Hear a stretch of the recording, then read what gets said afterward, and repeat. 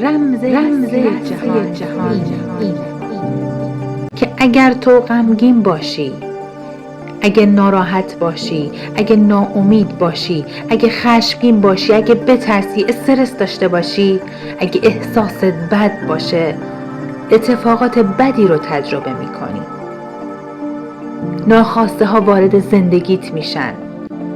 اما اگه امیدوار باشی، اگه صبح که از خواب بیدار میشی با احساس خوب بیدار بشی، بی توجهی کنی به اتفاقات بد، به اخبار بد، به شرایط بد، بی توجهی کنی بهشون و توجه رو بذاری روی زیبایی ها، روی نعمت هایی که خداوند بهت داده، حال خودت رو خوب نگه داری، بی دلیل بخندی، حال خودت رو خوب نگه داری، لاجرم اتفاقات مثبت وارد زندگیت میشه. این قانون